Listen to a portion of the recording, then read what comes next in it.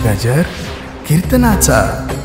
सद्गुरु जोग महाराज यांच्या पावन दरबारात उपस्थित सर्व भाविक सज्जन वैष्णव गुणीजन महाराज मंडळी यांच्या पावन उपस्थितीत आपल्या या परम पावन सद्गुरु जोग महाराज वेदांत आश्रमामध्ये सद्गुरु जोग महाराजाच्याच पुण्यतिथीचा औचित्य साधून संपन्न होत असणारा हा भव्य दिव्य भक्ती उत्सव। या भक्ती उत्सवातील आजची चिंतन सेवा माझ्या वाट्याला परम आदरणीय परमश्रद्धेय गुरुतुल्य ज्येष्ठ गुरुबंधू परम आदरणीय पूज्यपाद श्री डॉक्टर पूज्य काकाश्री यांच्या आज्ञेतून ही सेवा माझ्या वाट्याला आलेली आहे। तरी ज्ञानोबाऱ्या तुकोबाऱ्या जशी बुद्धी देतील तसं मी अभंगाचं चिंतन करण्याचा प्रयत्न करणार आहे। आम्ही रोजच कीर्तन करतो, रोज एका गावात, कधी 2 गावात, तर कधी 3 गावात आम्हाला जावं लागतं। पण काही काही ठिकाणी कीर्तन करण्याचा आनंद वेगळाच असतो। म्हणून काही काही कीर्तन, काही काही स्थळ हे संस्मरणीय स्थळ आहेत। मला तरी वाटतं आज मी कीर्तन करतो, हे कीर्तन करत असताना एक वेगळी स्मरण ऊर्जा मला या स्थानापासून मिळते। आणि ती म्हणजे कोणती आहे की ज्या परंपरेने आम्हाला घडवलं, ज्या परंपरेने आम्हाला वाढवलं, त्या परंपरेचे मूळ पुरुष सद्गुरु जोग महाराज यांच्या दरबारातली ही सेवा आहे। हा मला मनस्वी आनंद। जवळजवळ महाराष्ट्रामध्ये जोग महाराजांची बरीचशी मंदिरे आहेत। खानदेशात आहेत, पश्चिम महाराष्ट्रात आहेत। खरं तर एखाद्या स्थळाचा नाव घेऊन एका म्हणता भले दुजे सहजचे निंदिले असं होतं। किंवा मी आज काकाजींच्या समोर उभा आहे म्हणून हे वक्तव्य करतो असं तीळ मात्र समजू नका।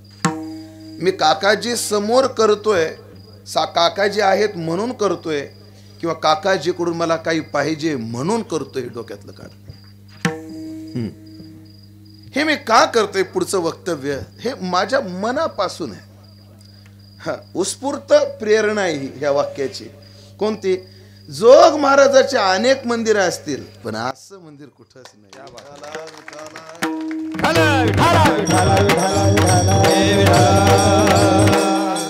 अन्य मंदिर नाहीत असं नाही। आपल्याकडे म्हटलं जातं अहो महाराज आमच्या गावात लय पकवाज आहेत, पण तसा नाही। महाराज खूप गाणार आहेत पण तसा नाही। लय गाव आहेत पण असं नाही। असे खूप मंदिर आहेत पण असं नाही। असे कीर्तनकार खूप आहेत ते मी कसा म्हणू बाबा, आता तुम्हाला म्हणायचं तर म्हणून एक वेगळा आनंद या मंदिरामध्ये आल्यानंतर प्राप्त होतो। खरं तर या आश्रमामध्ये आतापर्यंतची माझी 3री ते 4थी चक्कर आहे। मी पहिल्यांदा जेव्हा मंदिरात आलो होतो तेव्हा पाया झालेला होता आणि काम थोड्या थरापर्यंत गेलेलं होतं। जवळजवळ शिखर व्हायचं राहिलं होतं, त्याच थरापर्यंत जवळजवळ काम गेलेलं होतं। मी जेव्हा दुसऱ्यांदा आलो तेव्हा हे मंदिर पूर्णत्वाला आलेलं होतं। मूर्ती प्राणप्रतिष्ठाही झाली होती, सर्व झालं होतं।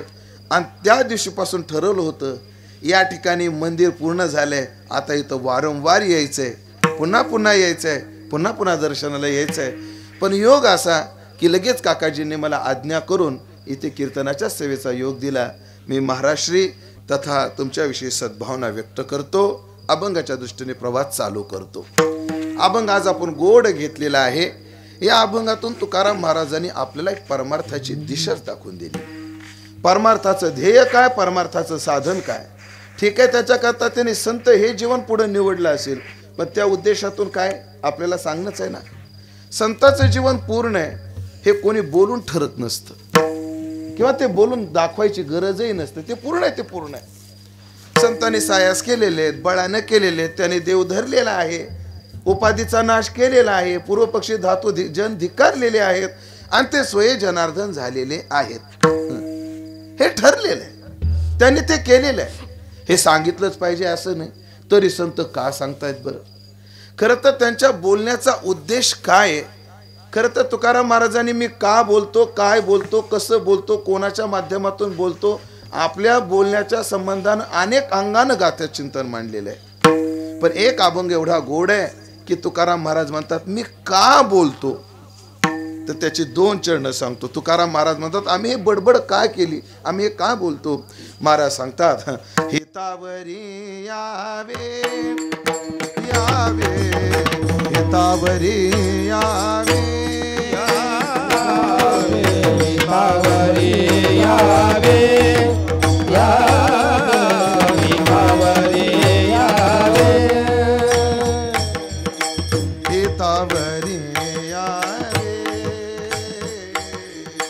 हितावरी यावे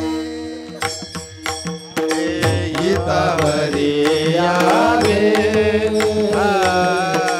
हितावरी यावे कोणी बोलिलो या भावे कोणी बोलिलो या भावे नवे विनोद उत्तर नवे विनोद उत्तर कोणी बोलिलो या भावे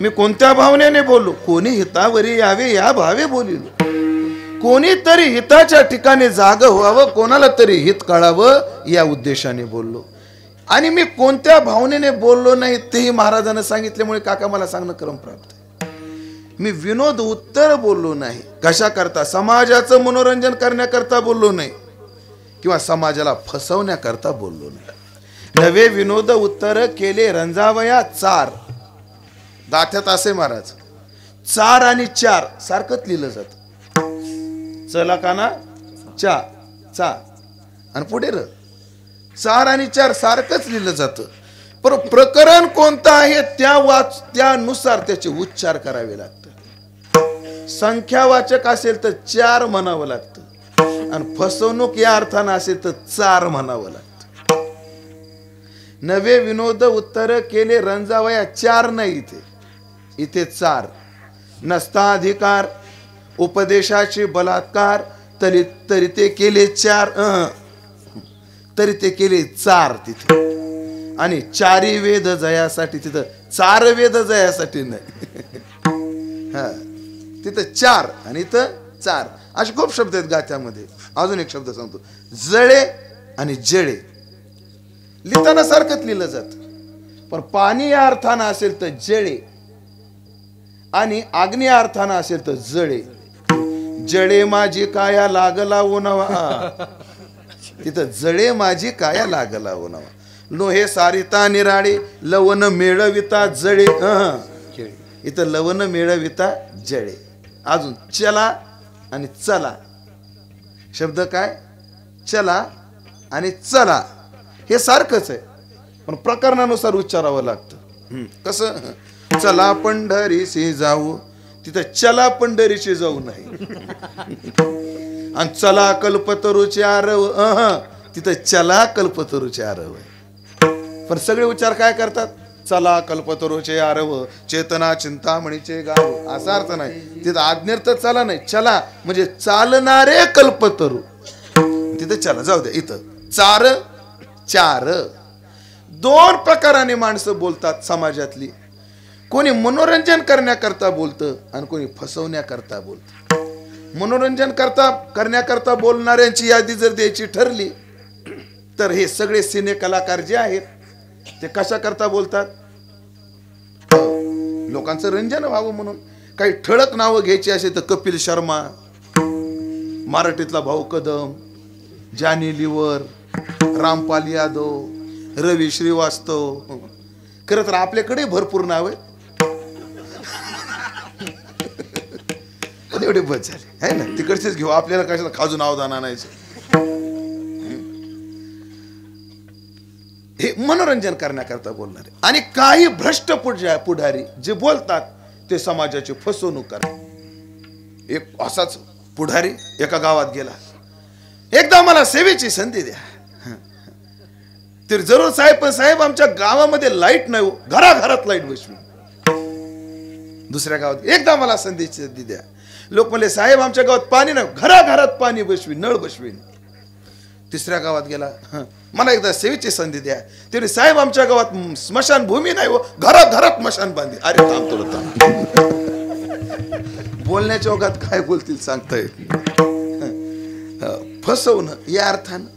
किंवा जाऊ दे अजून एक उदाहरण सांगतो. आता डॉक्टर समोर वैद्यासमोर सांगावं का नाही काय माहित, पण सांगतो. एका डॉक्टरनं दारावर पाटी लिहिली, इथे प्रत्येक रोगाचा विलाज आहे. गुण आला तर 500 द्या, नाही आला तर 1000 न्या. पाटी काय लिहिली? गुण आला तर 500 द्या, नाही आला तर 1000 न्या. हे गेला माझ्यासारखा डॉक्टरकडून वसूल करायचेच म्हटलं. पण तो काही डॉक्टर जातवान नव्हता, तो तोतिया होता. काय शब्द आहे त्याला? तोतिया. असा म्हणजे असा डुप्लिकेट पाटी लिहिली, पण त्याला फसवण्याकरता एक गेला. डॉक्टरनं पाहिलं काय होतं. काय करा डॉक्टर, तोंडाला चवच येत नाही. हो सिस्टर आणि काय 6 नंबरचा ड्रायव्हर उघडा, त्यातली कुपी काढा आणि त्याच्यातलं 2 थेंब औषध त्याच्या जिभेवर टाका. त्या कुपीत होतं पेट्रोल, औषध नव्हतं. ते आडवं पडलं. सिस्टरनं 2 थेंब टाकलं त्याच्या जिभेवर. काय पेट्रोल? तर काय राव साहेब, औषध म्हणता पेट्रोल पाचता काय? चव कळायला लागली, काढ म्हणले 500. त्याला चव कळायला लागली, 500 काढ म्हणले. ते मला राव 500 तर गेले राव. पण वसूल करायचे म्हटलं. पुन्हा गेला 15 दिवसांनी. त्या तोत्याने त्या डुप्लिकेट डॉक्टरनं पाहिलं. पुन्हा एकदा आलाय, बकरा आलाय, पण कापायचाच. काय होतं तुम्हाला? काय करो डॉक्टर, लक्षातच काय राहत नाही. लक्षातच काय राहिलं, काहीच नाही ना. काय सिस्टर काढा 6 नंबरचा ड्रायव्हर, काढा औषधाची कुपी, टाका 2 थेंबाच्या तोंडात. दुपत बसला. आणि जेव्हा ते 2 थेंब औषध टाकलं, काय लोकाला फसवता राव. मागच्या वेळी बी हेच औषध आणि आता बी हेच का? आठवायला लागलं. काढा 500. किती गेले? 1000 गेले. पण तो पक्का होता. ते म्हटलं नका का काही पदरात पडन, आपण 1000 गेलेली तर काढावं लागतील. पुन्हा तिसऱ्यांदा गेला. मला अजून आलाकडे बकरा व्हायला येऊ. म्हणजे काय होतंय? म्हणजे काय करावं डॉक्टर, डोळ्याने दिसायचंच कमी आले. डॉक्टर म्हणले आता बदललं पाहिजे काहीतरी. अहो याचा माझ्याकडे इलाज नाही, काढ 1000 रुपये. खुश झाला तुम्हाला आपला 1000 रुपये वसूल व्हायलेत म्हणून.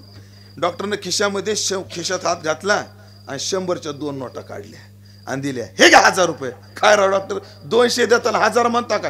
दिसायला लागलं. काढ म्हणला 500. हे जे वक्तव्य आहे हे समाजाला फसवण्याकरता वक्तव्य. आम्ही समाजाची फसवणूक करण्याकरता नाही बोललो. आम्ही समाजाचं मनोरंजन होण्याकरता नाही बोललो. समाजाचं हित व्हावं, समाजाला हित कळावं एवढ्या करता बोललो. मुळात येतानाच आम्ही शोधून आले संत, हिताहित जगाचे. जगाचं हित कशात आहे, जगाचं अनहित कशात आहे एवढ्या करता. पहा साधूची प्रत्येक क्रिया समाज हिताची. प्रत्येक क्रिया.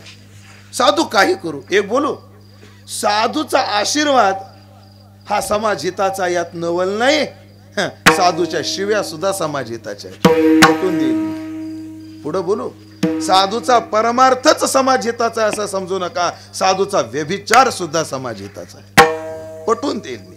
पण साधूचा बरं प्युअर, डुप्लिकेट नाही, प्युअर साधूचा. मला सांगा पराशराचा व्यभिचार आहे की नाही? पण तो समाजाच्या हिताचा ठरला की नाही? का कारण त्याच व्यभिचाराने आम्हाला व्याज दिले. मग साधूचा व्यभिचार सुद्धा फळाचा ठरला. साधूचा आशीर्वाद तर आहेच आपल्या कल्याणाचा, साधूच्या शिव्या सुद्धा आपल्या कल्याणाच्या.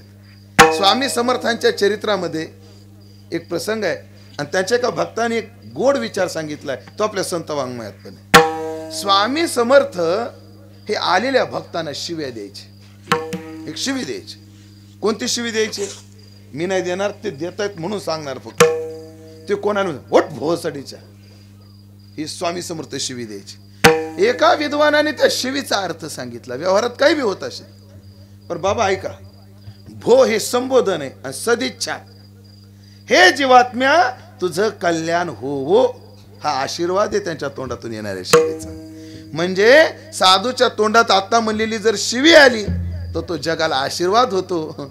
आणि आपल्या तोंडातून आली तर गाल सुजण्याचं साधन होत. म्हणून साधूची प्रत्येक क्रिया ही समाज हिताची आहे. त्यांचं बोलणं, त्यांचं चालणं.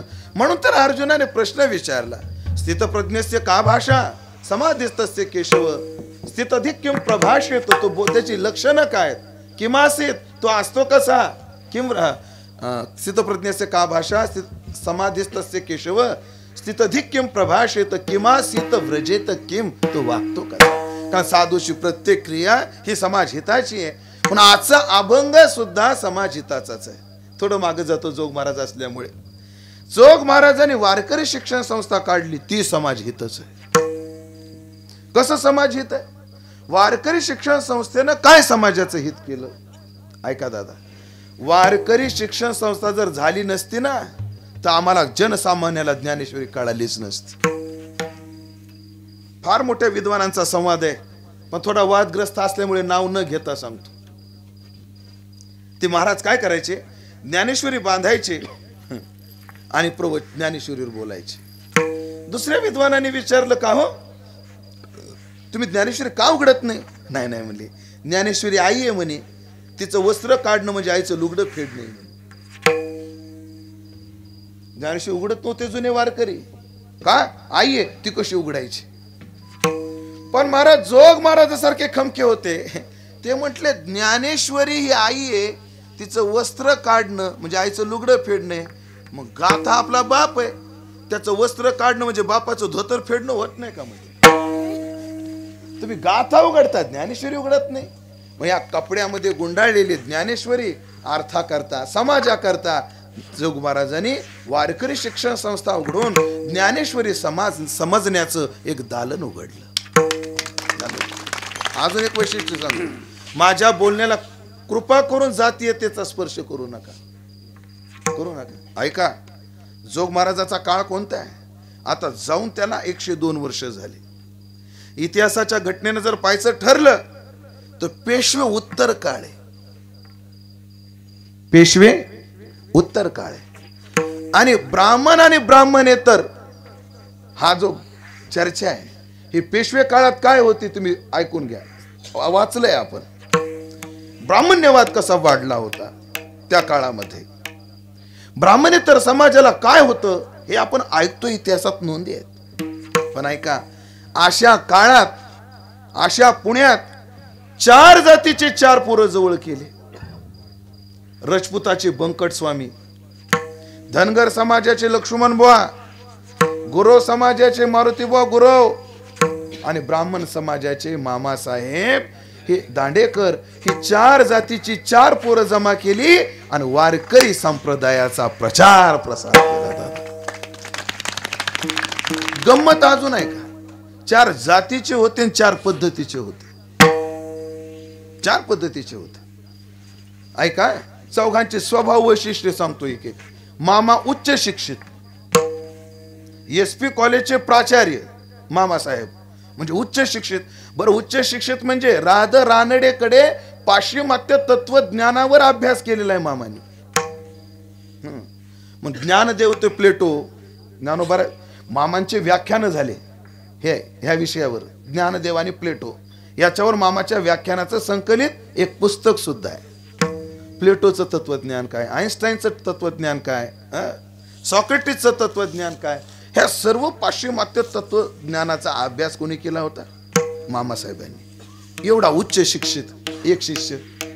आणि एक आमच्या खेड्यापाड्यातला बंकट स्वामी महाराज हमाली करायला गेले होते इगतपुरीला. कशाला? अ का ब त्यांना काही माहित नव्हतं. एक अशा प्रकाराचा. पण गंमत आहे का, या दोघांची क्रांती आहे का? मामासाहेबांनी जर शिक्षित समाज परमार्थात समृद्ध केला असेल तर बंकट स्वामींनी अशिक्षित समाज समृद्ध केला जातो. काय दोघांचं कार्य त्याच उंचीच आहे. पण एक बोलू का, काकणवर स्वामीचं जास्तच आहे. विठाला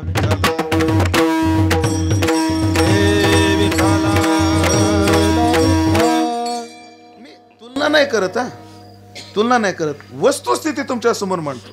शहाण्याला शिकवणं सोपं असतं का येड्याला शिकवणं सोपं असतं? येड्याला शिकवणं सोपं असतं? शहाण्याला शिकवणं सोपं असतं. हा, दीड शहाण्याला तर अति अवघड असतं. उदाहरण सांगतो. जुने करून साय असं शिकवित याच्यावर उदाहरण दिलं जात. गुरुजी म्हणू लागले, मन पोरांनो. काय झालं? शांतता. म्हणा पोरांनो, ब्राह्मण. बरं म्हणा तुम्ही, काय अडचण नाही. पण ते पोरं म्हणायचे बामण. अरे ब्राह्मण म्हणा, ब्राह्मण. काय करावं, त्यांना ब्राह्मण म्हणताच आहे ना. म्हणे का रे पोरो, तुझ्या मामाकडे घोडा आहे का? आहे. त्या घोड्याला जी चण्याची पिशवी तोंडाला लावली जाते खायला, त्याला काय म्हणतात? म्हणजे तोबरा. त्याला काय म्हटलं जातं? तोबरा. म्हण तोबरा म्हण. तोबरा म्हण. तोबरा म्हण. तो ब्राह्मण. तो ब्राह्मण. तो ब्राह्मण. हे काम स्वामींनी केले दादा, ध्यानात ठेवा. हे काम केलं. जरा अभ्यास करा. आपल्या महाराष्ट्रातल्या, मराठवाड्यातल्या त्या भागातला अभ्यास करा. मी सांगतो ऐका तो भाग. निनगुर पासून भाग घ्या तर नगर पर्यंत डोंगर दऱ्या घ्या. या डोंगर दऱ्या आजही काय विकास आहे या डोंगर दऱ्यामध्ये? काय विकास आहे आणि किती विकास आहे? पण असल्या समाजाला भजन करायला लावलं. त्या समाजामध्ये ते फिरत असताना राम हरी बाबा सारखे, भीमसेन बाबा सारखे, भगवान बाबा सारखे, वामन भाऊ सारखे विद्यार्थी स्वामींनी तयार केले. स्वामीचं वैशिष्ट्य सांगतो महाराज, 2 मिनिटं घेतो फक्त. मुक्ताई मेहून हैदराबाद कसे माणसं घडवले. मोठा सप्ताह केला स्वामींनी. आणि स्वामींना काकड्याच्या भजनाची खूप आवड. मग मामासाहेबाच्या कीर्तनाला जेवढी गर्दी, तेवढीच गर्दी स्वामींच्या काकड्याला असायची. मामासाहेबाचं कीर्तन कधी सकाळी 10 ते 12, कधी दुपारी 4 ते 6, 7 ते 9, 9 ते 11 रात्री. स्वामीचा काकडा सकाळी 10 वाजता. मग 3-4च्या दरम्यान. पण लोक रात्री 2:30 वाजल्यापासून येऊन बसायचे. आणि स्वामीचा काकडा. आणि उग एक लहान पोरग, एकदम लहान पोरग टाळ घेऊन स्वामीच्या शेजारी उभं राहिलं. लहान पोरं पुढे आले तर आपल्याला काय वाटत नाही ना. तो स्वामीच्या शेजारी उभा राहिला. स्वामीने जशी चाल म्हटली तसा तो पोरगा म्हणायचा. तो बारका पोरगा. स्वामी म्हटले, हिरा दिसतोय, ह्याला पैलू पाडले पाहिजे. ए बाळ्या इकडे. कोण्या गावचा तू? बाजी, मी नागपूरचा हो. मी कोण आहे? नागपूरचा. असं शिकायचं तुला? मला काय जमते बाजी? मला काय जमणार आहे कीर्तनातलं? मला वाचता येत नाही, लिहिता येत नाही. आणि स्वामीने म्हणतात एक टिपणाची वही त्या पोराला दिली. आणि त्या पोराने तो प्रसाद म्हणून स्वीकारला. तर पुढे तो पोरगा वैकुंठवासी रामचंद्र महाराज नागपूरकर झाला. हे कार्य केलं महाराज या परंपरेनं. दोघांचे वैशिष्ट्य सांगितले. अत्यंत अशिक्षित समाज घडवला स्वामींनी. उच्च शिक्षित समाज संप्रदायामध्ये आणला. एक काळ असा होता की वारकरी संप्रदाय म्हणजे भोड्या भाबड्या लोकांचा संप्रदाय. पण आज या मितीला वारकरी शिक्षण संस्थेमध्ये जर तुम्ही प्रवेश केला आणि विद्यार्थी पाहिले तर 98 ते 99% ग्रॅज्युएट पोरं आहेत. काका किती म्हणतो मी? 98 ते 99% पोरं काय आहेत? ग्रॅज्युएट आहेत. त्याच्यातले 10 ते 20% पोरं इंजिनियर आहेत. डीएड वाले किती आहेत? LLB वाले किती आहेत? गणित नाही. तिकडे जॉब लागले नाही म्हणून त्यांनी एक निवडला पर्याय. असंही तुमच्या डोक्यात असेल. पण महाराज आज वारकरी शिक्षण संस्थेमध्ये ज्ञानेश्वर माऊली शिंदे म्हणून शिक्षक आहेत. ते सिव्हिल इंजिनियर आहेत आणि दिल्लीच्या फार मोठ्या कंपनीचे ते मुख्य इंजिनियर होते. म्हणजे ही घटना मी सांगतोय तुम्हाला 97, 98, 99 ची. त्या काळामध्ये त्यांचं पॅकेज 6 ते 7 लाखाचं होतं. पण तेवढं डावलून इकडे आले. हा उच्च शिक्षित समाज इकडे आला त्याचं एकमेव कारण एकमेव कारण मामासाहेब. आणि दरी डोंगऱ्यामध्ये फिरणारे, ऊस तोडीला जाऊन वर्षभराचं नियोजन करणारे जमलं तर, आणि तेही दारू पिऊनच निम घालवणारे, पण असला समाज टाळ वाजवायला लावला. त्यांना उभं केलं. उपकार आहेत महाराज स्वामींचे, उपकार आहेत जोग महाराजांचे. आता दुसरी जोडी लक्ष्मण बुवा इगतपुरीकर आणि मारुती बाबा गुरु. ह्या दोघांनी काय केलं? ह्याने कमी नाही काम, ह्यांचे काम तेवढंच मोठं आहे. यांचे काम तेवढंच मोठं आहे. मला सांगा, पुरणपोळीमध्ये डाळ महत्वाची, गुळ महत्वाचा का गहू महत्वाची? हा, सगळंच महत्वाचं. ह्याच्यातलं एक जरी काढलं तर पुरणपोळी होईल काय? एक माणूस मला, वहिनी आपल्याला पुरणपोळ्या करायच्यात. मग करते ना भाऊजी. नाही पण साहित्य थोडं कमी. म्हणजे काय, गुळ तेवढा नाही, होईल पोळी? म्हणजे तिघाचं जसं तसं प्रत्येक व्यक्तीचं महत्व आहे. लक्ष्मणबाबांनी एक केलं महाराज. यांनी जे विद्यार्थी आणले रसातळातले, कोणी उच्च शिक्षित आणले मामांनी, अशिक्षित आणले स्वामींनी. हे आणलेले पोरं सांभाळायचे कोणी? ते हे सांभाळण्याचं काम लक्ष्मण बुवा आणि मारुती बुवांनी केले. म्हणून वारकरी शिक्षण संस्था जर झाली नसती, मी परत एकदा म्हणतो, जातीयतेचं वलय या शब्दाला लावू नका. आज ह्या व्यासपीठावर, ऐकताय, ह्या व्यासपीठावर मराठ्याचा पोरगा दिसतो, माळ्याचा दिसतो, सुताराचा दिसतो, लवाराचा दिसतो, एवढंच नाही वंजाऱ्याचा दिसतो, माराचा दिसतो, मांगाचा दिसतो, वारकाचा दिसतो, चंबाराचा दिसतो. हे सगळ्या जातीतले कीर्तनकार इथे तुम्हाला दिसतात ना. हे सगळे उपकार जोग महाराजाचे ध्यानात ठेवा. आणि हे अभ्यासक लोकांना विचारा, हे माझं बोलणं भावनेचं का वस्तुस्थितीचं आहे? हा, ही वस्तुस्थिती आहे. केवळ मी एका भावनेने भारावून बोलत नाही. म्हणून अशा सद्गुरु जोग महाराजाचं कार्य. एक वाक्य मला बोलायचं, काका तुम्ही जोग महाराजाला पाहिलं नाही? मग काय तुम्हाला बंद पडलं मंदिर बांधण्यावर?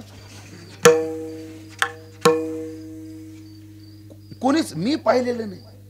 पण आजही आमची भावना तेवढीच आहे. कारण का, त्यांच्या तपाची पावरच एवढी आहे की जेथे दिव्यत्वाचे प्रचिती तेथे कर माझे, तेथे कर माझे. सामर्थ्यच तेवढं महाराज. आज 102वी पुण्यतिथी आहे. इथं बापाचं वर्ष श्राद्ध कोणी करीना. एका घरी गेलो, म्हणे महाराज, म्हणे काय, आमचं म्हातारं गेल्या वर्षी मेलो, बाप बी मना वाटत नाही. म्हणलं मग काय म्हणणं नाही, ते वर्षाला काय करायचं असतं? अशी चिड आली. म्हणजे तमाशा तसं नाही हो महाराज, ते म्हणतात ना काहीतरी पुण्यतिथी, हा करायचं असतं. मग काय करायचं? मला शक्य झालं तर भजन, अन्नदान, अजून शक्य झालं तर कीर्तन, अन्नदान करायचं आपलं विधी करून. म्हणे महाराज कीर्तन तुमचंच, घ्या बरं लिहून. मिलं पण कधी कधी असतं ते? मिलं बाप मेला त्या तिथीला, पुढच्या वर्षी. तिथी तर काय ध्यानात नाही रो. काय होते का तिथे? मिलं तारीख सांग, मी पंचांगातून काढतो. तारीख काय होती बा, तारीख बी काय आठवत नाही. मिलं काय खूण सांग. सध्या खुणा लई आहेत आपल्या देशामध्ये. लता दिदी गेली त्या दिवशी गेलते, किंवा ज्या दिवशी बुरखा घालून धिंगाणा केला त्या दिवशी गेले. हिजाब हिजाब हिजाब. किंवा ज्या दिवशी बंडा त्यांनी वादग्रस्त विवादन केलं त्या दिवशी गेले. अशा काय खुणा असतात ना. अशी काय खून आहे? तेवढ्या त्याची बायको आली, म्हणे महाराज हे खून आहे. म्हणजे काय, आमच्या म्हशीला टोनगा त्याच दिवशी जातो. मी आता त्या म्हशीला विचारतो, तुझा टोनग्याचा बर्थडे कधी आहे? असला काळ आहे दादा. बापाची पुण्यतिथी कोणी ध्यानात ठेवली? आज 102 वर्ष झाले उभ्या महाराष्ट्रात ती पुण्यतिथी साजरी होते. याच्यातच त्यांचं मोठेपण. चला एकाच युक्तिवादानं सांगतो आणि अभंगाकडे वळतो. एकच युक्तिवाद. सध्याचे पंतप्रधान कोण आहे? नरेंद्र मोदी. त्याच्या आधी कोण होते? त्याच्या आधी कोण होते?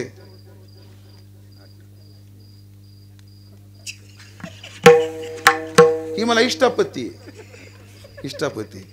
म्हणजे 20 वर्षापूर्वी या देशाचं नेतृत्व कोणी केलं हे एकाला आठवना, पण 200 वर्ष झाले अजून जोग महाराज विसरणात. याच्यातच त्यांचं मोठेपण आहे.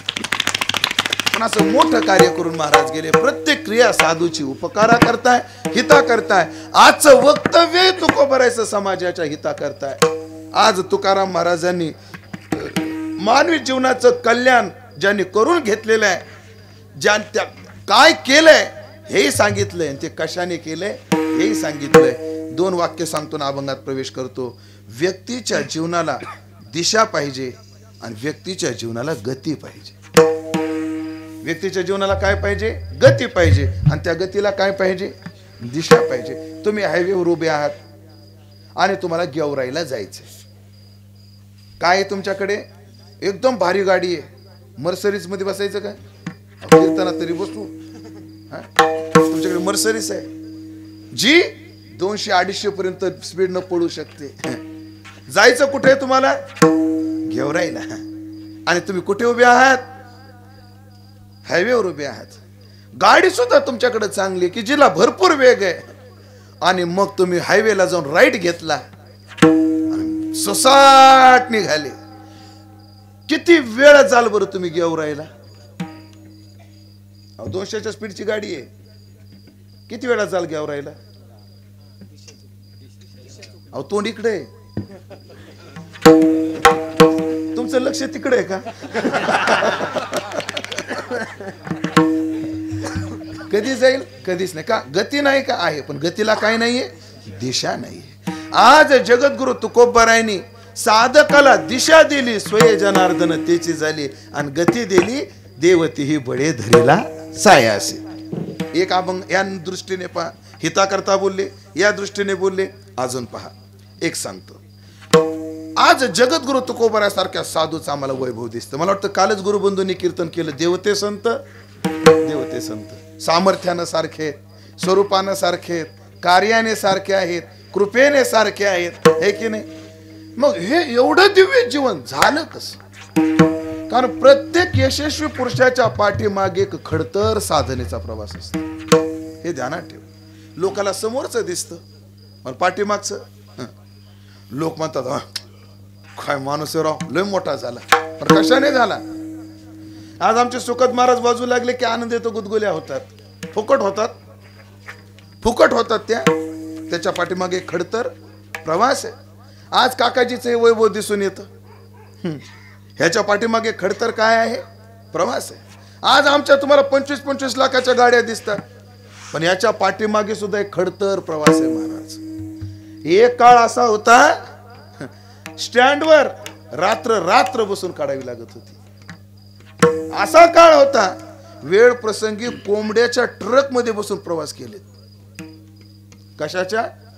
कोंबड्याच्या ट्रक मध्ये. असा एक खडतर प्रवास असतो. आज जगद्गुरु तुकोबरायासारख्या साधूचं किंवा जोग महाराजासारख्या साधूचं हे एवढं उत्तुंग यशस्वी जीवन दिसतं, पण त्याच्या पाठीमागचा खडतर प्रवास काय आहे? अभंगाचं पहिलं. देवती बाळे धरीला तायासे,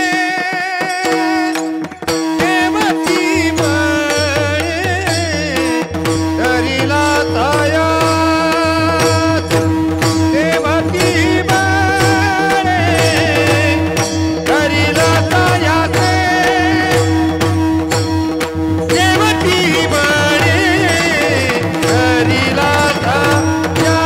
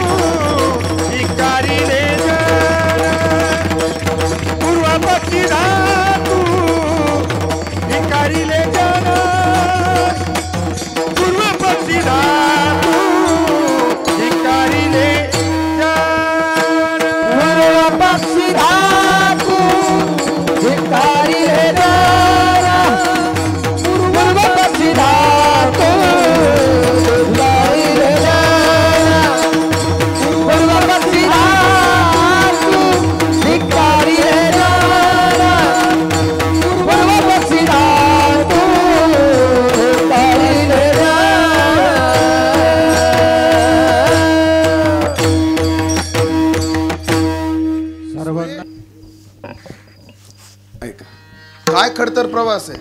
त्याने देव धरिला, बळे धरिला, सायासे धरिला, उपाधीचा नाश करून धरिला, पूर्व पक्षी धातू आणि जन धिक्कारिले. एवढा खडतर साधना केली तेव्हा स्वये जनार्दन तेव्हा ते त्या अवस्थेला गेले, तेव्हा त्या उंचीला गेले, त्या उंचीला गेले. काय केलं त्यांनी? देव धरिला. मुळात एक सांगू का, माणसाला परमार्थ करायची बुद्धीच होत नाही. जेव्हा वातावरण प्रतिकूल असतं, जेव्हा वातावरण नसतं तेव्हा होत नाही, येत नवल नाही. जेव्हा सर्व बाजू अनुकूल असतात तेव्हा सुद्धा होत नाही. विठ्ठला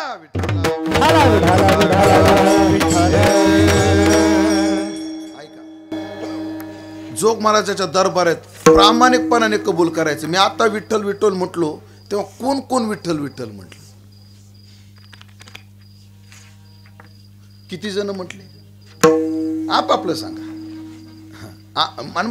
काही असं खून होय नका, मनात ठरवा.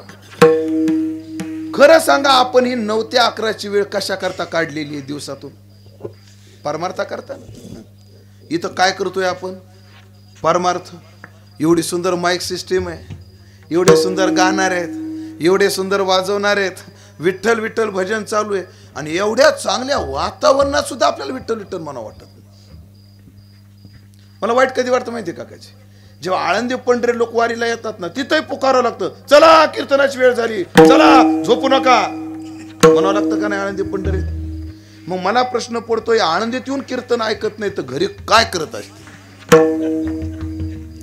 परमार्थ करण्याची बुद्धी होणं एवढं सोपं नाही. पण त्यांनी एक केलं, परमार्थाचा मार्ग धरला, पहिला पुरुषार्थ केला.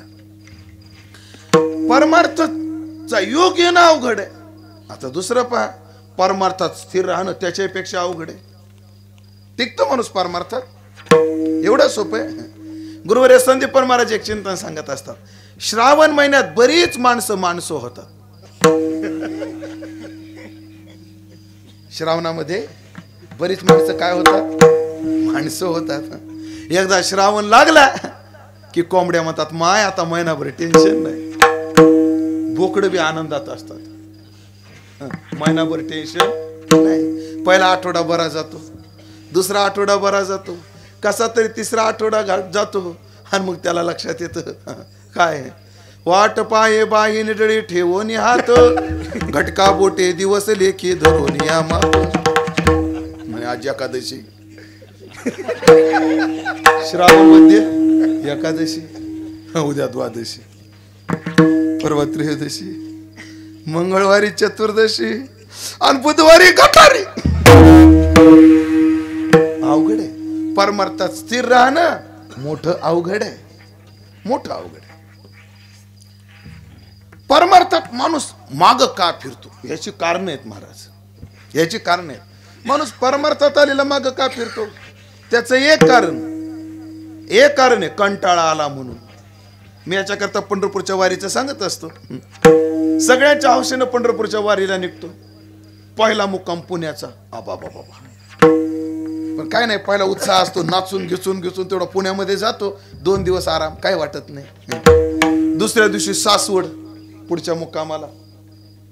जड जात ते सासवडला चालायला, पण माणसाला काही लक्षात येत नाही. ते सोहळा बघायचा, माणसं पाहायचे, पुन्हा ते पुण्यामध्ये वाटण्याचा कार्यक्रम.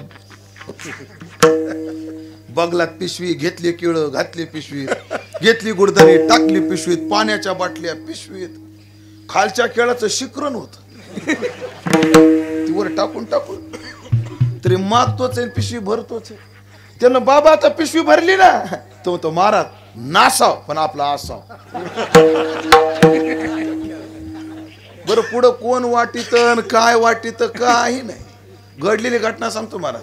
लांब लचक रांग लागलेली, काय वाटतं बघाव का नाही. 2 बाया लागल्या रांगेला, त्या बाया 2 रांगेला लागल्या, आणि रांग पुढे गेली, आणि पुढे बोर्ड होता, दाढी कटिंग फ्री. काय सांगावं मला, लय अवघड. ती वस्तू काय बघत बी नाही. आमच्या दिंडीमध्ये एका डॉक्टरने टर्पल तेलाच्या बाटल्या दिल्या. आता चालून पाय दुखतात म्हणून मालिशला दिले. एका म्हातारीला वाटलं खोकल्याचं औषध आहे, टर्पल तेलच पिली ना, चोळायचं औषध पिली. आम्ही पंढरपूरला जायच्या ती आम्हाला ओव्हरटेक करून वैकुंठाला.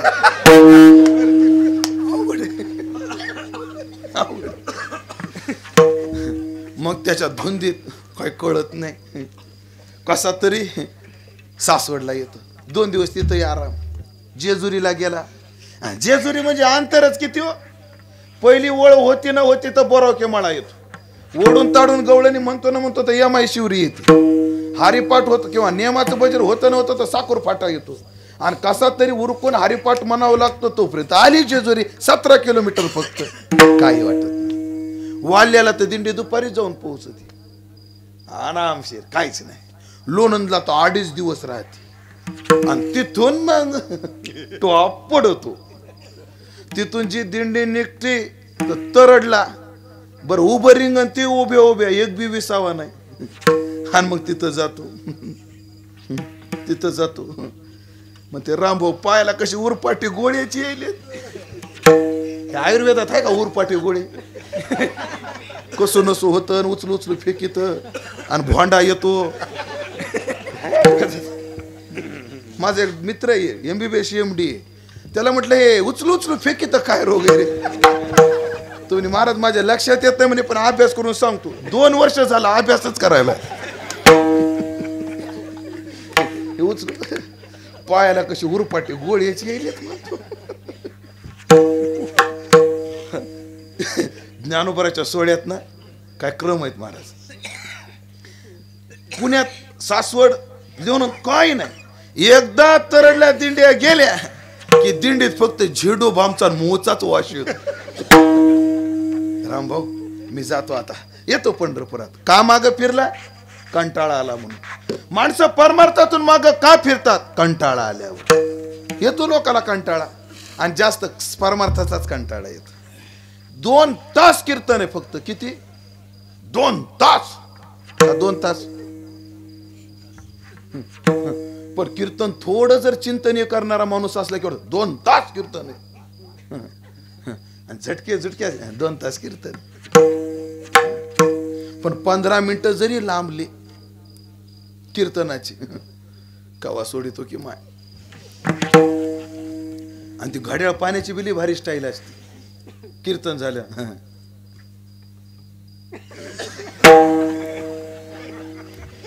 काय काय असे कंटाळ येतो महाराज परमार्थाचा. कंटाळाला माग फिरतो. संसाराची आसक्ती माग फिरते. 3रं कारण परमार्थातून माणूस माग काय जातो. तुकोबराचा अभंग आहे. काळी चार धरा.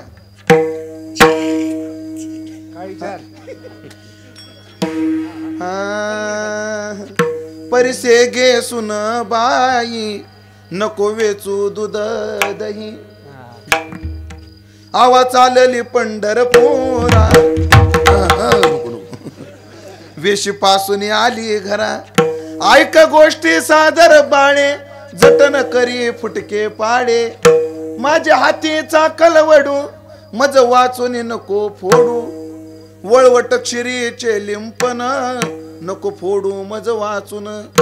भिक्षुक आल्या घरा सांग गेली पंढरपुरा. सुन म्हणे बहुतानिके तुम्ही यात्रेसी जावे सुखे. सासूबाई स्वहित जोडा मागील सर्व आशा सोडा. सुनमुखीचे वचन ऐकून कानी सासू विवंचली मनी. सवतीचे चाळे खोटे आणि म्या जावे शेईला वाटे. आता कास या यात्रे जाऊ काय जाऊन तेथे पाहू. मुलेले करे घरदार माझे येथेची पंढरपूर. तुका म्हणे आयशे जन गोवियले माये करून. कळाला अर्थ का सांगू थोडं सांगा बरं पाकिटापुरतं. आवा निघाली पंढरपूरला. परीक्षे घे सुनबाई. सुनबाई ऐक घरातलं दही दूध जास्त नासाडी करू नको बरं. डेअरीला जास्त गेलं पाहिजे. पोरं उपाशी का मरणार. डेअरीला जास्त गेलं पाहिजे. तिने जी सासूबाई ओळकटी उचलली गेली. पुन्हा माग आली. आता काय ऐका गोष्टी सादर बाळी जतन करी फुटके पाळे. जातीची पाळू आणि ती फुटलेली होती आणि ती बाहेर होती. ती बाहेर फुटकी पाळू पडलेली बरं ती जतन कर. म्हणजे त्या फुटक्या पाऊलचं काय करायचं? आम्ही आले, आपले भांडणं लागले, डोक्यात घालायला सोबदार म्हणते डोक्यात घालायला कामी येईन. काय कमाल झाली. जतन करी फुटके पाळी. अजून ऐक, पुन्हा गेली, कारण आपल्याकडे प्रत्येक चरणानंतर ध्रुपदाला यावं लागतं का नाही? पुन्हा आवा चालली पंढरपुरा, विशीपासून आली घर. आता काय? माझ्या हातीचा कलवडू मज वाचून नको फोडू. कलवडू कळतो का तुम्हाला? उन्हाळ्यामध्ये गौऱ्या लावतात आणि त्या थापून ठेवतात. काय बघा, त्याला उडवा म्हणतात. तुमच्याकडे काय म्हणतात? करवड म्हणतात. वा वा. अगं मी करवड करून ठेवलाय, लय घरचं शेण चोरून आणलंय, त्यासाठी फुकट नाही.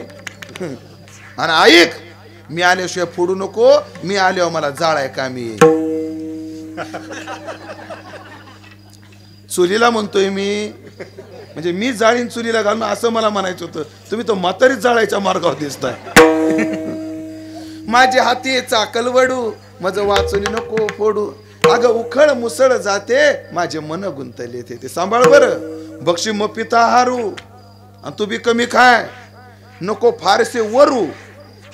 आणि घरात लागतं तेवढा स्वयंपाक कर, जास्त नको करू. नको फारसे वरू आणि सारू, दोन शब्द आहेत. घरातल्या धान्याची नासाडी करू नको सारू, आणि कामापुरतं शिजव वरू. नको फारसे वरू सारू. ऐक, भिकारी जर घरी आला, त्याला म्हण आमची सासूबाई पंढरपूरला गेली.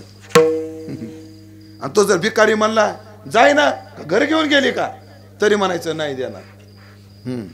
हे सगळं ऐकलं सून म्हटली, माझी सासू आयुष्यभर संसारातच गुंतून राहिलेली, कशी तरी तिने आता परमार्थाचा वाट धरली. तिने सून म्हणले, सून सासूबाई बहुत निके, तुम्ही म्हणले ते सगळं लक्षात आलं, फक्त तुम्ही एक करा, तुम्ही यात्रेशी जावे सुखी सुखानं. सून चांगली का नाही? मी सगळं घर सांभाळते, तुम्ही सुखाने यात्रेला जा म्हणते. सून सून चांगली का वाईट? चौधर तुमचं काय मत आहे? तुमचं आहे काय?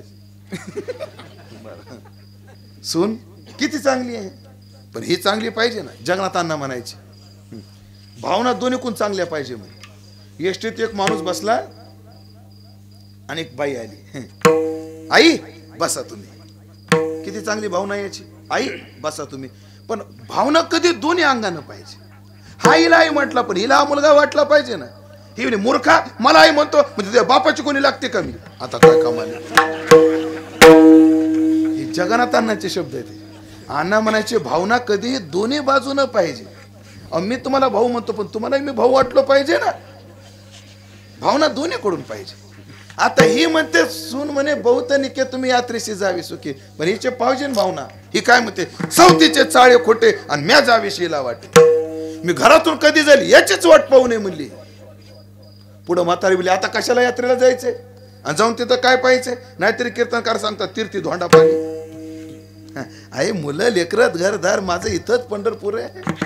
तिनं फडशी बांधलेली होती, किलोभर मुरमुऱ्याचा चिवरा, पाव किलो शेंगदाण्याची चटणी, तिकडे गायच्या भेटत नाही 5-6 पुड्या. यात्रेची तयारी.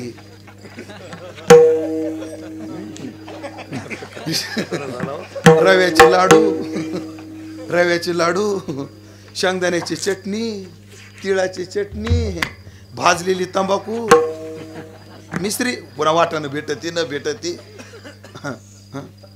तिनं वळकटी सगळी सोडली. मुठभर चिवडा आपण खाल्ला, 2 लाडू खाल्ला, पाणी पेली. चांगली परमार्थाला निघाली होती, माग का आली? परमार्थाच्या आसक्तीने आली. संसाराच्या, माफ करा चुकला शब्द, संसाराच्या आसक्तीने मागे आली. परमार्थात येणं अवघड, परमार्थात टिकणं अवघड, आणि परमार्थ ध्येयापर्यंत जाणं अवघड. पण ह्याने काय केलं? संसार त्यागायला बळच लागतं, परमार्थ टिकायला बळच लागतं, आणि साध्य प्राप्त करायला बळच लागतं. आता कोणतं बळ कुठं लागतं? नुसते प्रमाण ऐका आणि 8 तास घेऊ. ऐका, संसाराच्या त्यागाला वैराग्याचं बळ लागतं. अंगी वैराग्य साई खळ जिनावे, बळ लागतं महाराज. हो कसं? ऐका ज्ञानोबराच्या 3.5 ओव्या. सारसा ही विघडता होय ओहा उनिवत्स काढिता, का भनंगो दवडिता भानियावरुनी, माते पुढोनी बाळ काळी नेता एकुलते एक, होय का उदक तुटता मिना तैसे विषयाचे घर इंद्रिया सांडिता थोर युगांत होय ते वीर विराग साहते. एवढं सोपं नाही. वैराग्याचं बळ लागतं, परमार्था टिकायला निश्चयाचं बळ लागतं. एक राहिलं बरं काका, चुकून राहिलं कारण माझ्याकडून. परमार्थातून माग फिरण्याचं एक अजून कारण आहे लोकनिंदा. एखादा तरुण पोरगा कीर्तनात येऊन बसला, दुसऱ्या दिवशी पूर गाण्या काल तो महाराज झाला होता. महाराज महाराज हो लय अवघड आहे. एखादा म्हणा गावात राम भाऊ काल स्वप्नामध्ये मला पांडुरंगाचा आला राव असं म्हणून तर बघा तुम्ही गावात तोंडाव काय म्हणायचे नाही. तुम्ही पुढे गेले ह्याला गावचं पुराण ह्याच्या स्वप्नात पांडुरंग यायचे. लोक लय अवघड. एवढी लोकनिंदा एवढी लोकनिंदा. बघा जातो रोज भजनाला, पोरगा बघा दारू पिऊन पडलेला असतो गटाराकडे. काय लोक काय. मला कधी कधी असं वाटतं माझा एक भाऊ अजून दारू पितो. हा मग असं म्हणावं का कीर्तनकार महाराजाचा भाऊ दारू पितो. कधीतरी असं म्हणा ना दारू पिणाऱ्याचा भाऊ कीर्तन करीतो. कधीतरी म्हणा ना असं. पण समाज उलटच बोलतो आणि ही निंदा ऐकून साधकाला वाटतं हे न केलेलं बरं. पण ऐका परमार्था टिकायला धैर्य लागत. प्रमाण देऊ एक दोन.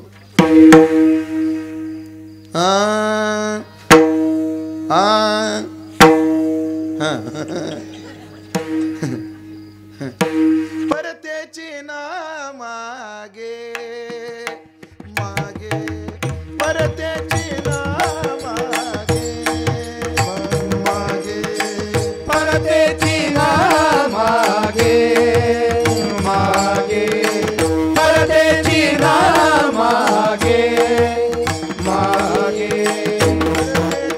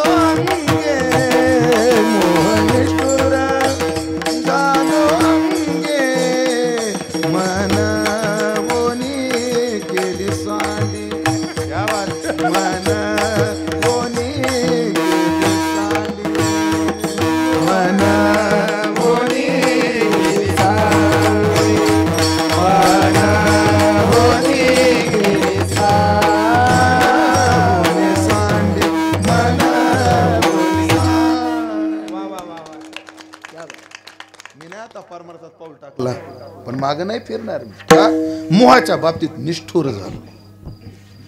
खूप विस्ताराचा विषय पण आपला तेवढा वेळ नाही. पोरग तापान फणफणत पडलं तरी प्रतिबंध नाही ठरला. अहो याला बघा ना दवाखान्यात न्या. अहो याला अगं आवले तो जगणार असेल तर मी गेला तरी जगणार आहे आणि तो जर मरणार असेल तर थांबलो तरी मरणार आहे. मग कशाला मला अडकवते. करू दे देवाचं भजन. ह्याला म्हणतात मोह निष्ठुर झालो अंगी. खरं सांगा, एखाद्याची बायको मिली तर माणसं काय करतात? दुसरी लगेच होय, हे म्हणतात दुसरी करतात. एक बाई अशी मराई टेकली, नवरा रडायला लागला. ती म्हणली, अहो मी मरते आता. म्हणजे माझ्या लक्षात यायला लागले स्कोर 22 आहे, प्लाझ्मा देऊनही फायदा होईना. ती म्हणली, पण मी मेल्यावर तुमचं कसं होईल? तो मला, तू मेली ना मी वेडा होईल. मला वेडा. ती म्हणली, पण दुसरंच लग्न नाही ना करणार. ती म्हणली, येड्याचं काय सांगता येत? काही करीत येड्याचं काय सांगता? पण बाप, बायको मेली, बाईल मेली, मुक्त झाली. याला म्हणतात मोह निष्ठुर झालो. परत ह्याला ताकद नाही लागत. ताकद लागते बुवा याला, ताकद.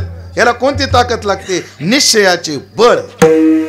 परमार्थात याला अंगी वैराग्याचे बळ.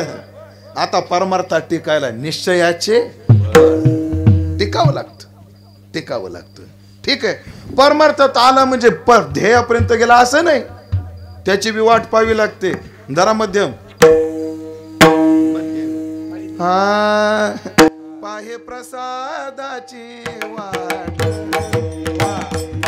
पाहे प्रसादाची वाट, पाहे प्रसादाची वाट, पाहे प्रसादाची वाट,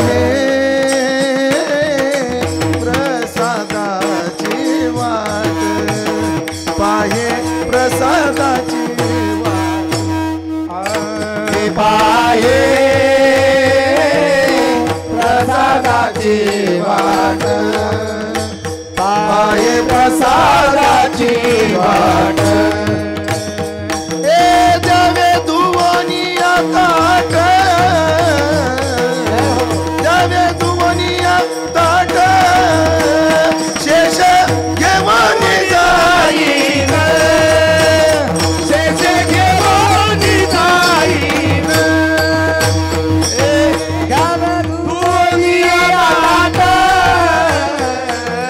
जावे दुनिया ताट, शेष घेऊन जाईन, शेष घेऊन जाईन, शेष घेऊन जाईन.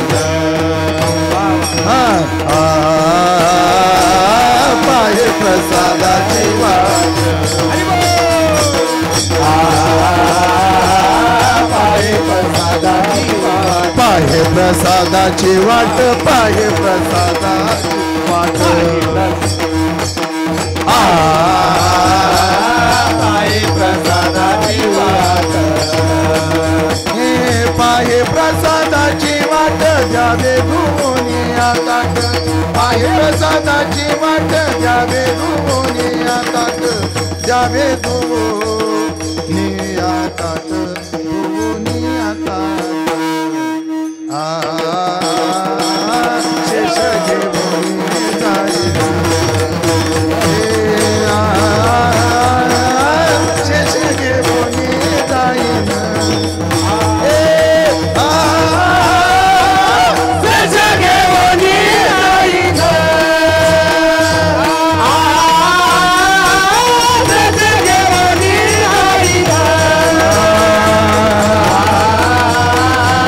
शेष घेऊन जाईन.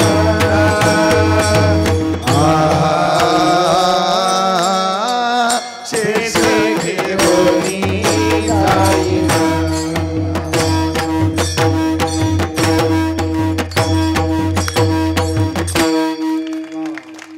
वाट बघावी लागते. वाट फुकट नाही जमत हे. वाट पाहावी लागते, खूप वाट पाहावी लागते. हजारो वर्ष वाट पाहावी लागते. आणि तेव्हा ते मग त्याला कोणतं बळ लागतं? त्याला धैर्याचं बळ लागतं. धरामध्यम जे होईल ते. अमृतबाजीची चाला भैरवीत आहे पण अशी तो गोड आहे.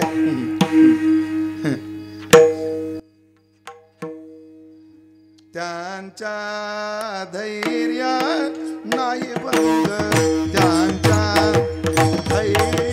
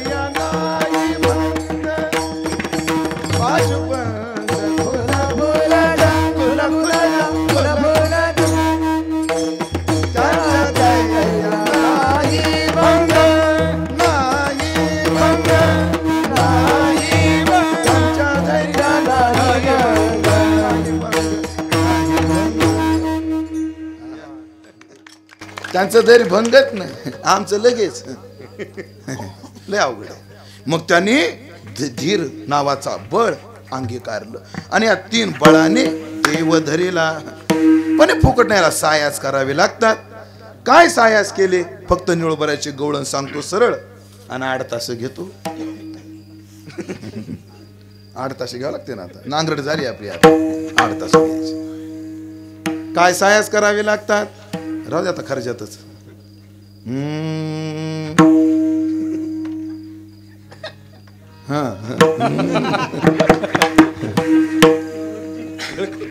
याची लागी वो ते जियेले भोग, याची लागी वो केले नाना याग, याची लागी वो अष्टांगादी योग, याची लागी या विषयाचा त्याग वो जन्म जन्मांतरी केले सुख, लागी वो बसविले निर्जना, बक्षिले फळ मूळ प्राशिले जीवना, याची लागी केले तीर्थाटना वो, याची लागी वो मंत्र जाप केला, याची लागी वो वेदांत भुकीला, याची लागी वो बहु केले सायास, याची भेटी लागी व्रते उपवास, सेविली गंगेची तटाके उदास, त्याच्या सुकृताचे आले नेनो बसवो. एवढे सायास केले. देवती बडे धरीला सायासे, सायास केले. अजून काय केलं? करुण्या नाश उपाधीचा, त्याने उपाधीचा नाश केला. उपाधी शब्दाचा अर्थ काय? वेदांतात जो केला जातो ते नाही करत. आता आपले धर्म दुसऱ्यावर घालते त्याला उपाधी म्हणतात. पण शास्त्र म्हणतं स्वरूप सोडून सगळं काय आहे? उपाधी आहे. देह सुद्धा उपाधी आहे, संसार उपाधी आहे. या सगळ्या उपाधीचा त्यांनी नाश केला. वेदांतात नाश शब्द हा बाध अर्थानं आहे. कारण जर देव धरायचा असेल, उपाधीचा जर नाश करावा लागत असेल तर तो रोग होईल ब्रह्मज्ञान. मग वेदांतानं नाश शब्दाचा अर्थ काय केला? बाध. म्हणजे बाध म्हणजे तरी काय हो? दृढ मिथ्यात्व निश्चय. दृढ मिथ्यात्व निश्चय को बाध कहे है. दृढ मिथ्यात्व निश्चय, मला दिसतं ते खोटच आहे असा निश्चय त्यांनी केला. करून या नाश उपाधीचा पूर्व पक्षी धातू धिकारिले जन. काय केलं? याचे 2 अर्थ करायचे, मला लक्ष द्या चिंतक मंडळी. पूर्व पक्षी याचा एक अर्थ करा. देव धरण्याच्या पूर्वी त्याने जन आणि धातू म्हणजे धन हे काय केलं? त्यागलं. आता दुसरा अर्थ करायचा आहे. एक अर्थाचं चिंतन झाले. वेदांतामध्ये पूर्व पक्षी शब्द विरोधी या अर्थानं येतो. विरोधी, त्यांनी जे विरोधी येत होते परमार्थाला त्यांचा त्याग केला. त्यांनी धनाचा त्याग केला आणि पुन्हा जनाचा त्याग केला. मग इथंही जन आणि इथंही विरोधी आहेत. याचा अर्थ काय? विरोध करणाऱ्याचा त्याग केला पूर्व पक्षी धिक्कारिले आणि जन धिक्कारिले. याचा अर्थ काय करायचा? स्तुती करणारी धिक्कारली. कारण विरोध करणाऱ्याचा तेवढा प्रतिबंध नाही परमार्थात, तेवढा प्रतिबंध आहे गोड बोलणाऱ्यांचा. चिरंजीव पदामध्ये सावधानतेचा इशारा दिला नाथ महाराजांनी. जनस्तुती लागे मधुर. महाराज काय तुमचं कीर्तन आहे रा, एक नंबर, एकच नंबर तुमचं कीर्तन. तुमचं कीर्तन एक नंबर महाराज. काय सांगायचं? तुम्ही कीर्तन करू लागलं तर वाटतं तुकाराम महाराजच बोलतात. तुम्ही तारीख दिल्याशिवाय आमचा सप्ताह पूर्ण होणारच नाही महाराज. काय महाराजांनी आज कीर्तन केलं, काय त्या मध्यमातल्या चाली, काय या वारकरी चाली. अहो आता असे कीर्तनकार नाहीत. तरी असो, त्यांच्या समितीतर्फे मी आभार मानतो आणि त्यांना आमके आमके सत्कार करतील. आम्हाला वाटतं लय मोठे काय की आता आम्ही आमची छाती फुगती लगेच म्हणतात, पण उद्या ह्याच्यापेक्षा भारी कीर्तनकार येणार आहेत. घातला डबा. पण या स्तुतीला भोडून जायचं नसतं. माझी एक भूमिका सांगतो.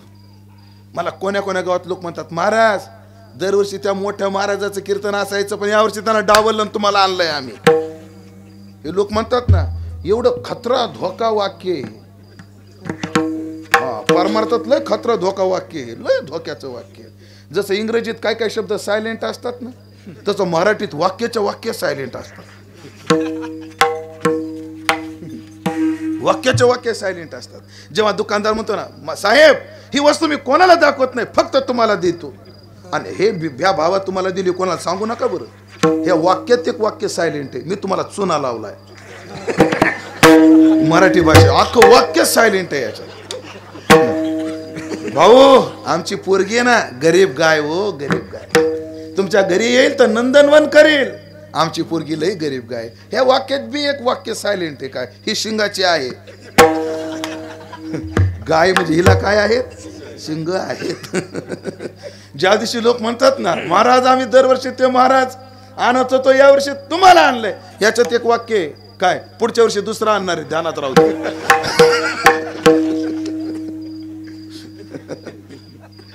ही जनस्थिती लय विचित्र आहे, याला बोलायचं नाही. अजून एक कीर्तनकारात एक वाक्य, कीर्तनाचं वाक्य. तुमच्या जवळचं गाव म्हणून नाव नाही सांगत, काय सांगू, नाही नाही नंतर सांगा ना बैठकीत. हे शूटिंग चालू आहे बाबा, हे लय अवघड आहे सध्या.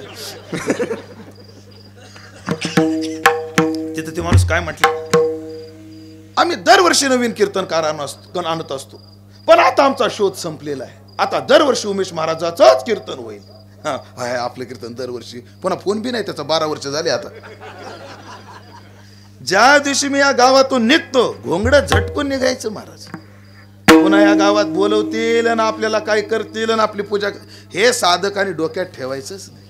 वस्ती कर वस्ती आला, प्रातःकाळी उठून गेला. हो मिळते काष्टी लोटता पूर्ण आदरे दूर होती खल्लाळी. म्हणून विरोधक कमी धोक्याचा आहे, एवढा गोड बोलणारा धोक्याचा आहे. ध्यानात ठेवा. म्हणून आम्ही परमार्थात पूर्व पक्षी धिक्कारिले, याचा अर्थ करा परमार्थाला विरोध येत होते ते धिक्कारिले. आणि जन धिक्कारिले म्हणजे काय, जे आम्हाला गोड बोलून डपड्यात घालीत होते ते. महाराज एवढं वक्तव्य केलं, ते म्हणाले ह्याला प्रमाण काय, प्रमाणे म्हणून बोलतो.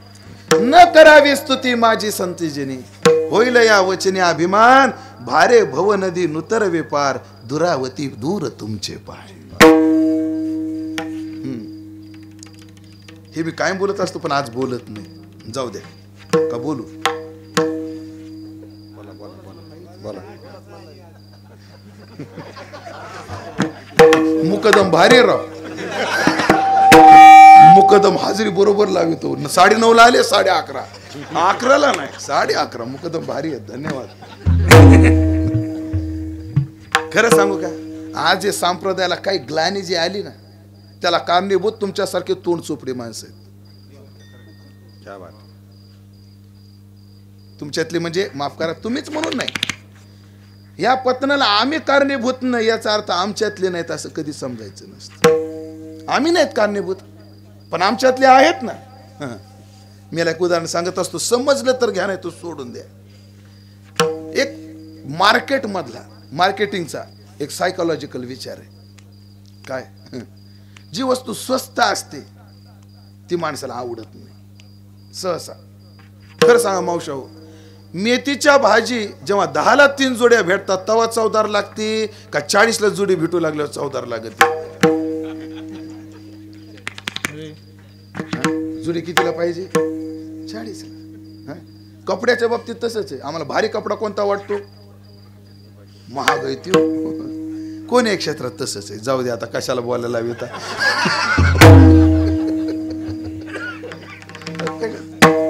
पण ह्यात तुम्ही कसे कारणीभूत आहे ते सांगतो. स्पष्ट बोलणार नाही मी, कळालं तर कळू द्या. एक बाई 15 रुपयाला जोडी घेऊन बसली आणि एक बाई 40 रुपयाला जोडी ऐकायली. हा आला, ताई कितीला दिली जोडी? 40ला. तिकडं 15ला आहे. घ्या ना मग तिकडं. मग तिकडं जातो, घेऊन जातो. दुसरा येतो, कितीला दिली जोडी? 40ला. अहो तिकडं 15ला आहे. घे ना मग तिकडं. असे 4-5 गिरायक जर गेले ना त्या 40 वालीकडून त्या 15 वालीकडं, त्या 40 वालीच्या लक्षात येईल मी 40च जर जुडीचा भाव ठरला तर जाग्यावर सडन जुडी. आपण कमी करायला पाहिजे. पण घेणारे तसे नाही म्हणत, बाई 50 लागू द्या पण जुडी हीच पाहिजे. घ्या डापड्यात. जाऊ द्या. समजलं का नाही काय माहित, मी बोलून गेलो झाला. म्हणून ही स्तुती करणारे हो महाराज, एवढा उर्मटपणा. पाकिट फेकून द्यायचे आणि तुमच्या पाकिटात माझ्या गाडीचा टायर येत नाही, हे शोभत नाही. हे योग्य नाही, हे योग्य नाही. आणि काळ ही जनस्तुतीच कारणीभूत आहे. पण ते भुलले नाही. मंबाजी बाबांना काट्याच्या काठीने मारलं, त्याला दुःखी झाले नाही. आणि चिंतामण देवाने लोटांगण घातलं, त्याला भुलले नाही. प्रमाण सरळ सांगतो आता. निंदी कोणी मारी, वंदी कोणी पूजा करी, मज हेही नाही आणि मज तेही नाही, वेगळा दोही पासून एवढा खडतर साधना केली तेव्हा स्वय जनार्दन तेची झाली. स्वय जनार्दन तेची झाली, स्वय जनार्दन तेची झाली. विठोबार कुमार, विठोबार कुमारी, विठोबार कुमार, विठोबार कुमार, विठोबार कुमार, विठोबार कुमार, विठोबार कुमार, विठोबार कुमारी, विठोबार कुमार, विठोबार कुमारी. कमलधारी विठ्ठल श्रीपानरे तुकाराम.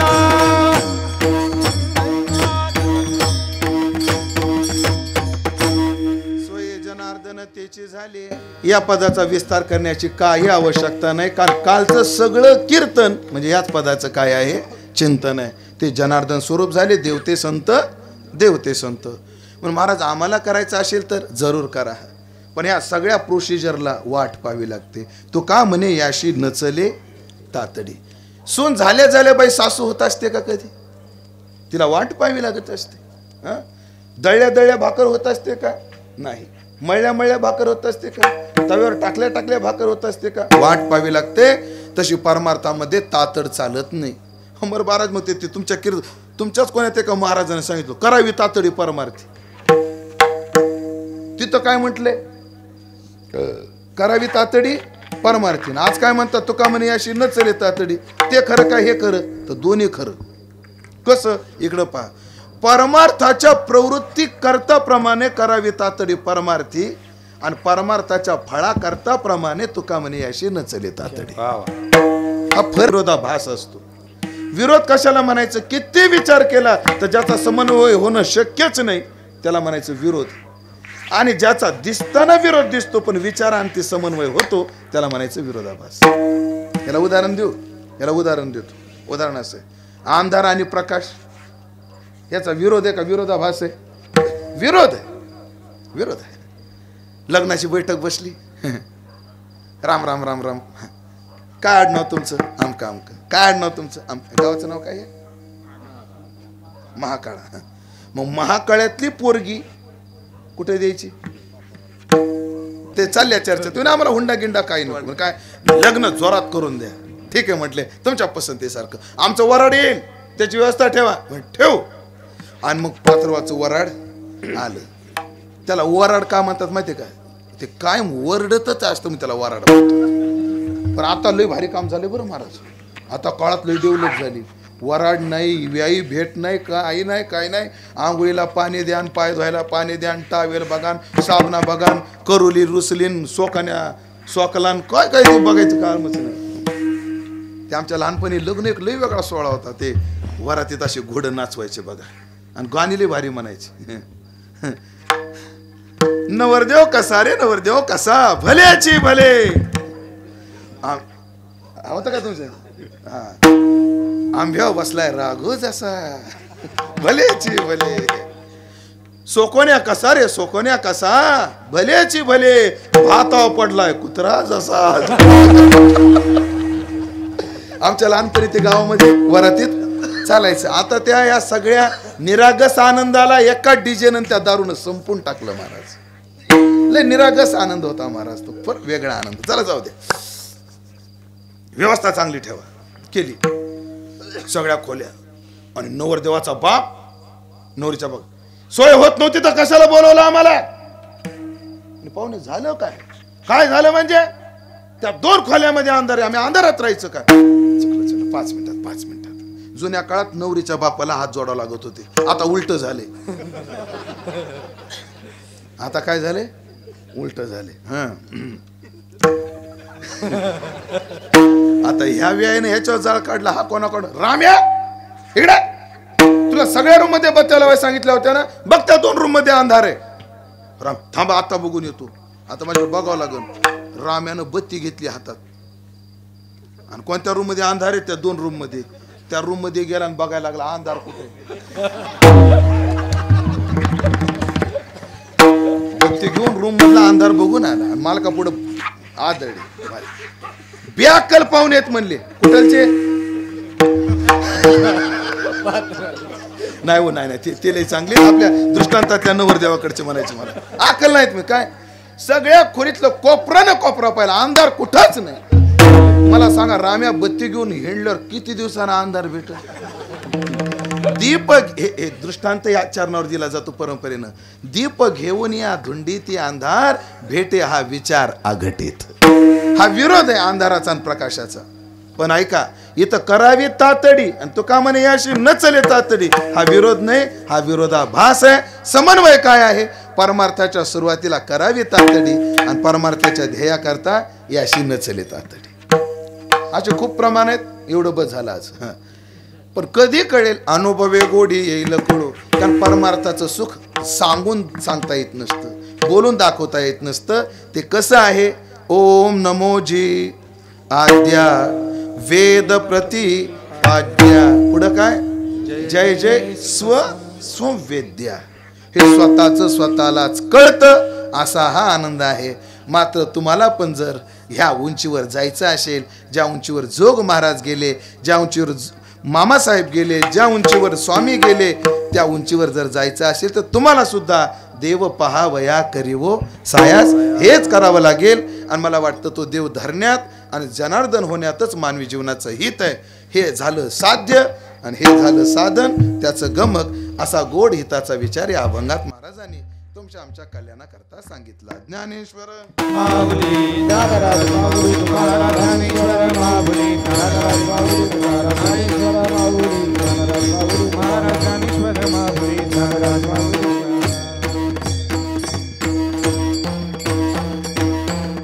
सेवेचा भाग संपला.